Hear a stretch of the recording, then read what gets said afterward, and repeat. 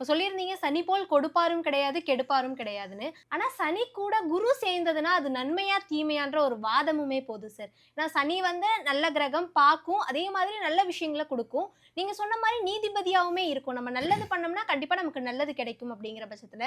ஆனா குரு கூட அது சேர்ந்தா அதோட ரிஃப்ளெக்ட் எப்படி இருக்கும் அப்படிங்கிற ஒரு விஷயம். பொதுவா குரு பார்க்க கோடி நன்மை. ம். குரு இருக்கிற இடத்துக்கு நல்லது, தீமை செய்ய மாட்டாரு. இப்ப பார்த்தீங்கன்னா, கன்னி ராசிக்கு 10ல குரு இருந்தா அதிசாரத்தில மாறி இருக்காரு.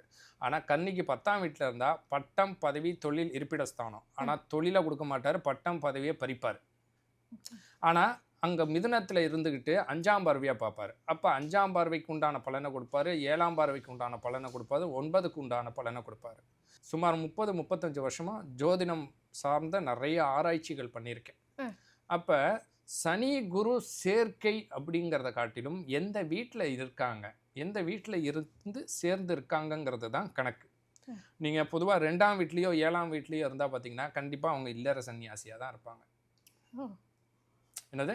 இல்ல ஒண்ணு இல்ல சரி. கல்யாணம். நீங்க சில பெண்கள் ஜாதகத்தெல்லாம் நீங்க எடுத்து பரிசோதனை பண்ணி பார்க்கும்போது, நான் கேட்பேன். இந்த பொண்ணுக்கு கல்யாணத்தில விருப்பம் இருக்காது. இந்த பையனுக்கு கல்யாணத்தில விருப்பம் இருக்காது. கல்யாணம் வேண்டான்னு சொல்லுவாங்க. அப்படி இல்லைன்னா கல்யாணம் பண்ணிட்டும் கணவன், மனைவி ஒரே வீட்ல தனிச்சிருப்பாங்க.